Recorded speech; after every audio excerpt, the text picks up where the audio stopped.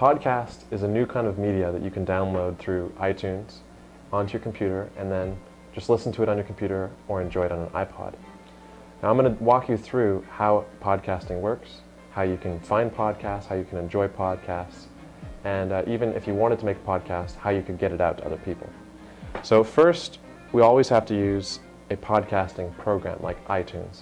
Now I recommend iTunes. There are others. It's not the only game in town, but it is the best. iTunes is available for Mac and Windows. You can download it from apple.com. It's free.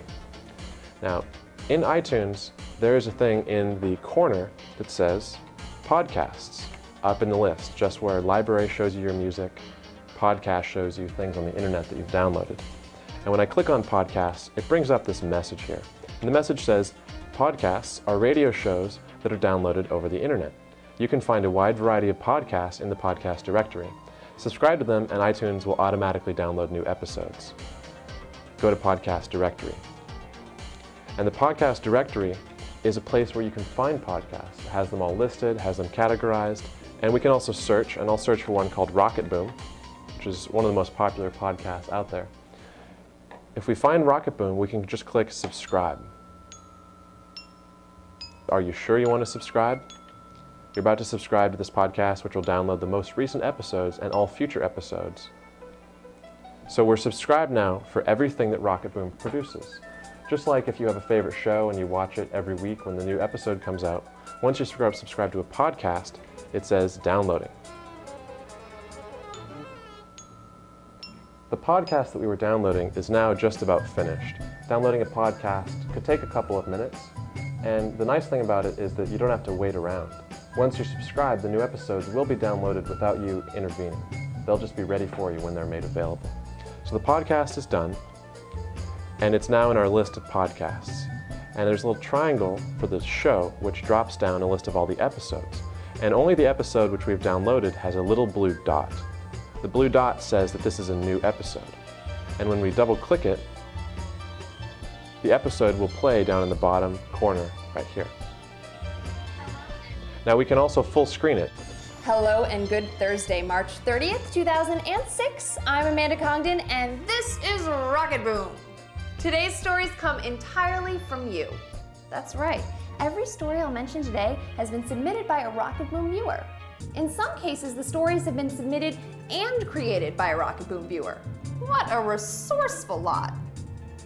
So when we're done watching our podcast, we can just pause it, and we can come back and watch the rest of it later. So that's pretty much all there is to finding a podcast that you want to watch, downloading it, and watching it. It's just like downloading music. Now, if you want to make a podcast, you can. It's not like a television network where you have to be, friends with the producers to get access to the media. All you have to do to create a podcast is use an audio recording program to record radio, or use a video editing program like iMovie to edit a video. Now, I'm not going to show you how to do that right now because that's a whole other subject. But when you're finished with it, how do you get the word out? How do you tell people about it? Well, it's very easy. You go to Apple's store. I'm going to upload my own show to the podcasts directory that iTunes keeps. So I click on podcasts in the music store, and it'll bring up the list of podcasts, but it also brings up the ability for me to submit my own podcast. The same way that I found a podcast using iTunes to search for a podcast that interested me, I can also go to iTunes and click this button. This button says Submit a Podcast. And this allows you to advertise your podcast to potentially millions of people around the world.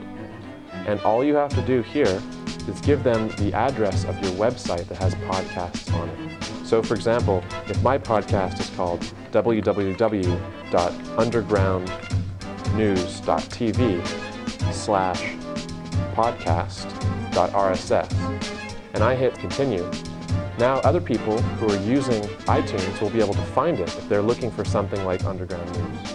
It's all it takes to get your voice out to millions of people with podcasting. Podcasting has far-reaching implications. First and foremost, it takes aim at television. It takes aim at radio, and it takes aim at newspapers, the sorts of things that people are already subscribed to or have a cable access. And those mediums are passive. They come to you. Whereas mediums like internet websites while they're very much more liberal and very much more wide open to many more voices, and you don't have to have as much money to produce them, they're basically too much effort for the average American to rely upon. So those are non-starters, in business terminology. They're just not the solution, they're not the replacement. A podcast competes with television. You subscribe once, you always get the latest stuff. It's easy, it's fun. President Eisenhower, as he was leaving office, warned of the dangerous and increasing power of the military-industrial complex. Today, the military-industrial complex really has a third member, which is the military media industrial complex.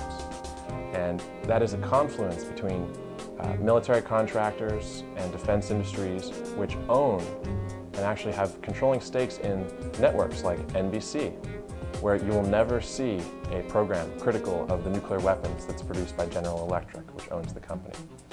And in a democracy, the future depends on a free, independent, and uncensored media. And in a world where that is at peril, where television allows a few people to control all the ideas and all the views and all the opinions that are allowed to be expressed, there's a crying need to get out of that, to break out of that box, to kind of smash that prison. And podcasting is, for many people, that hope. There's already internet websites where the switched on, the info junkie, the activist can get what they need to know. Those people are already free, if you will. They've already seen the shadow on the cave, turned around and left the cave. But what about the people who watch television? They're not going to spend 4 or 5 hours a day and go hunt down all the things that the activists are hunting down. They just don't have time for that. They want to sit down after a long day of work, turn on the television, and have what's going on in the world brought to them. That's all that they're prepared for. Now, podcasting can do that. It can take the activists and all the people who are out there finding the truth. It can make it easy enough for those activists to create their own media, to create their own shows, to create their own message. And if they work together, if they create compelling and interesting podcasts, then all it takes is one subscription for any of those people at home to have an unfolding view of what's going on outside of the mainstream media.